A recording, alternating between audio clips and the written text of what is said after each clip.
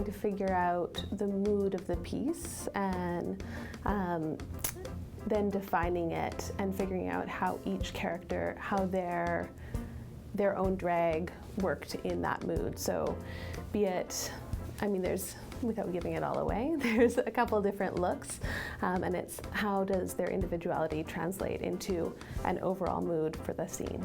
I think that the way I approached the design was mainly through kind of engaging with the musical references that were kind of going on, and we kind of immediately kind of went a little bit 80s. I just kind of inevitably fell into that cabaret style and going into very like textural worlds, and then through further conversations with Corey, just really finding that old Hollywood feel was kind of consistently coming up, and when pulling from historical references of queer culture, just kind of have to go back to the main aesthetic, I guess. This show's going to have many different textures to play with and many different, not so many colors, but so many textures, so many moments.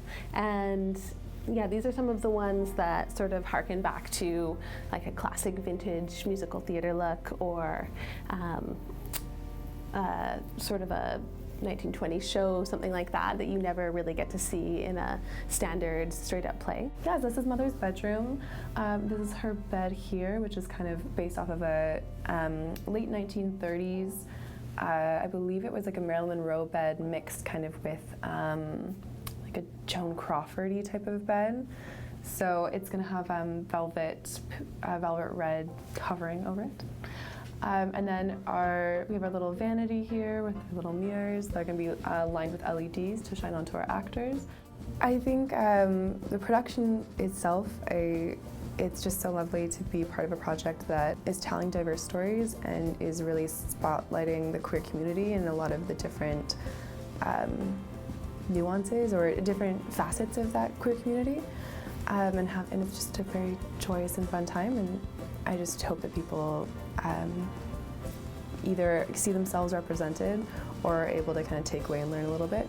I'm hoping that we can, not even just with the leads, but with some of more of our ensemble, we're going to be able to see some different looks and representation of different people, different bodies, and it's kind of you should be able to be free to be who you want to be, you know? Come see Starwalker from February 16th till March 5th at the York Theatre.